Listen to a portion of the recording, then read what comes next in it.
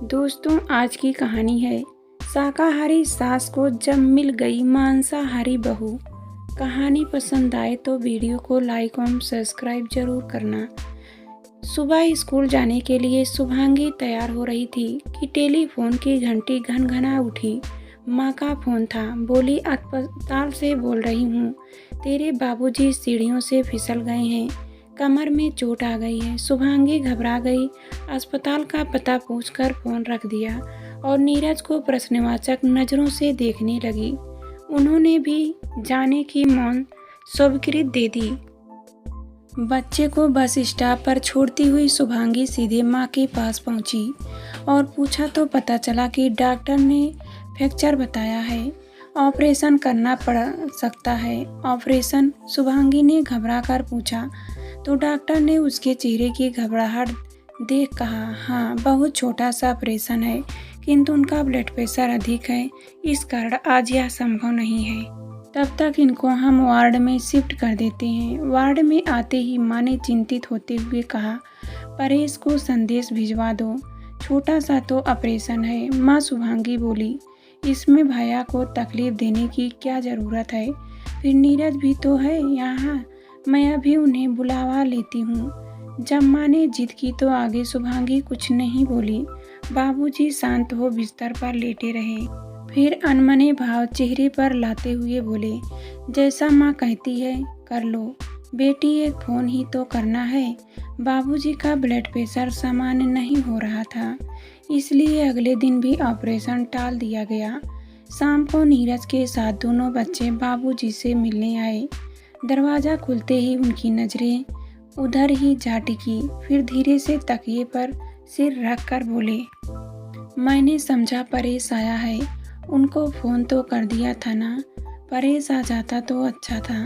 उनकी आवाज़ में उदासी और वेदना के मिले जुले भाव थे।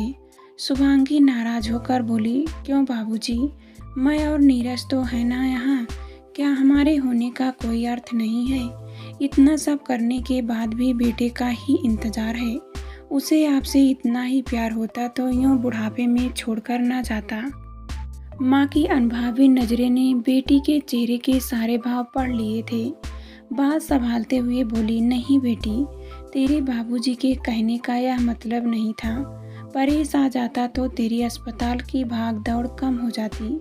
तू सिर पर खड़ी हो गई, क्या यह कम है?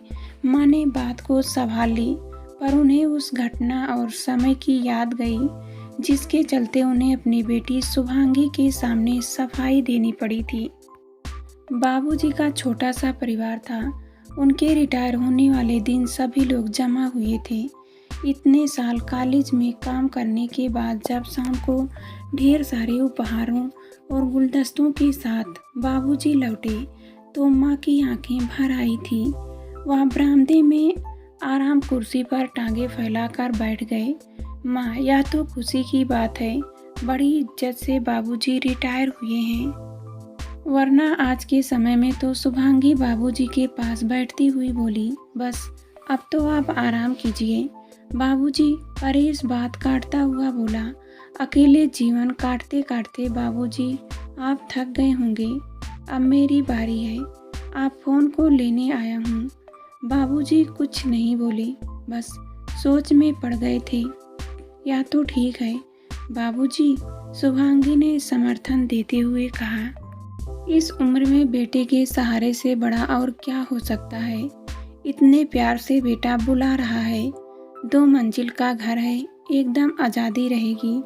कुछ सोचकर बाबूजी बोले, आज ही तो रिटायर हुआ हूँ, बहुत सी औपचारिकताएं अभी बाकी हैं, पहले उन्हें तो पूरी कर लूँ। ठीक है बाबूजी, परेश बोला, मैं 10 दिन बाद आपको लेने आ जाऊँगा।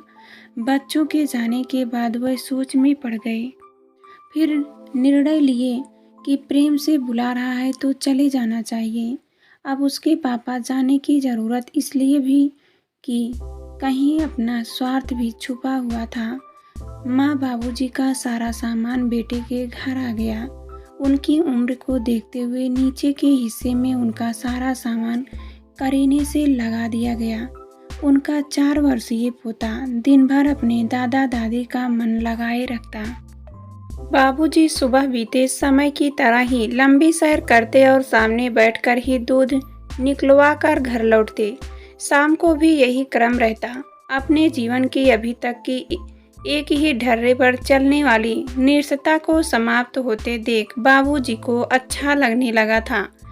परेश ने आते ही पहले दिन माँ से अन्य भरे स्वर में प्रार्थना की थी, माँ एक ही रसोई में खाना बनेगा, आपको यहाँ कुछ भी करने की ज़रूरत नहीं है। खाने के अलावा जिस भी सामान की ज़रूरत होगी नीचे पहुँच जाएगा। किंतु बहू के व्यवहार में धीरे धीरे आता बदलाव माँ की अनुभवी नज़रों से छिप न सका। परेश के ऑफिस जाने के बाद उसके व्यवहार में काफ़ी परिवर्तन आ जाता। वह कई बातें अनसुनी भी कर देती।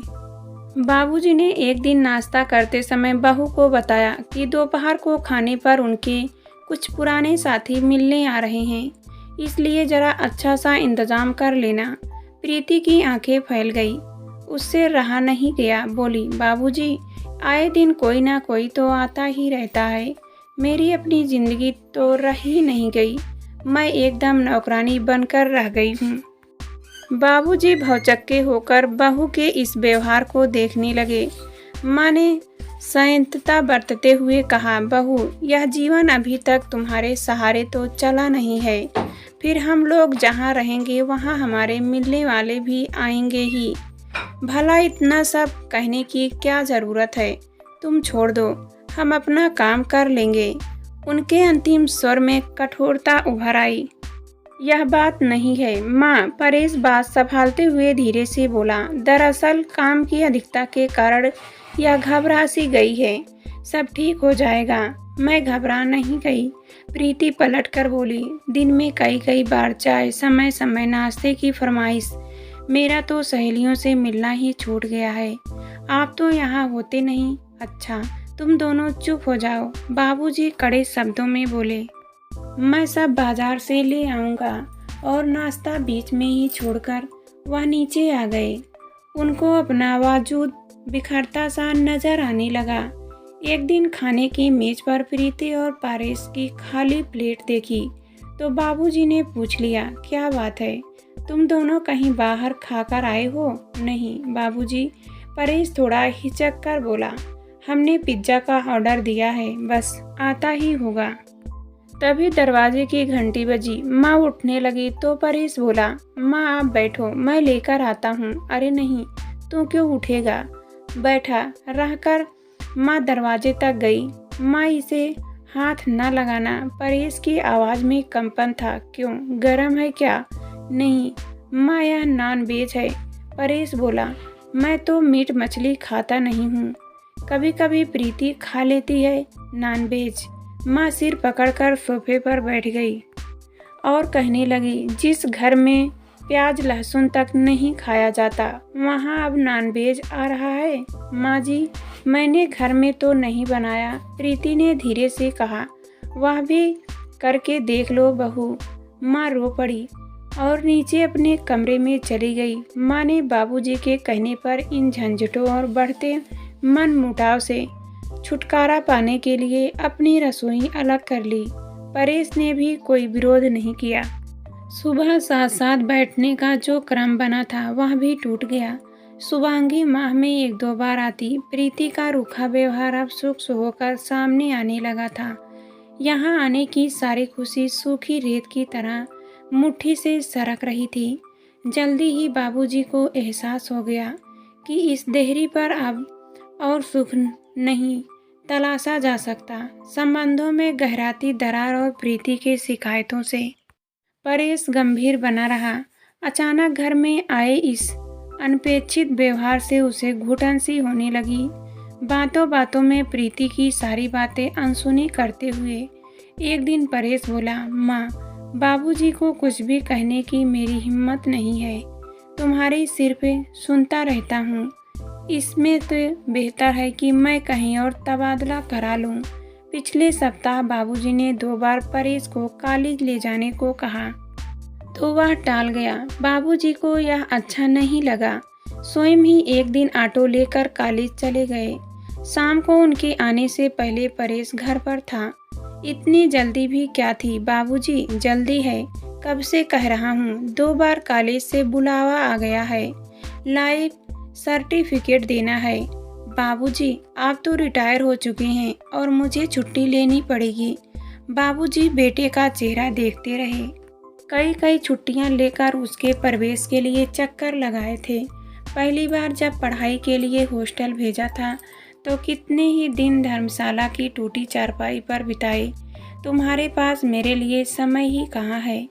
बाबूजी बिफर पड़े। बहू आए दिन किट्टी पार्टी पर चली जाती है और मेरा सारा दिन मुन्ना और घर की रखवाली में बीत जाता है। क्या इस उम्र में यही काम रह गया है? क्या इसीलिए हमें यहाँ लाए थे? इससे पहले कि बाबूजी कोई फैसला लेते, परेश ने बताया कि उसका तबादला जयपुर हो गया है। उसने शायद अपने बाबूजी का मन पढ़ लिया था। जयपुर जाने से पहले परेश ने बेहद आत्मीयता से प्रार्थना की कि वे यहाँ से न जाएं। परेश के जाने के बाद बाबूजी माँ के साथ अकेले रह गए थे। शुभांगी को भैया भाभी का यह व्यवहार न्याय संगत नहीं लगा था। जब किसी के अंदर अपने बड़ों के प्रति भावना ना हो तो उसे उसमें ठूंसा तो नहीं जा सकता।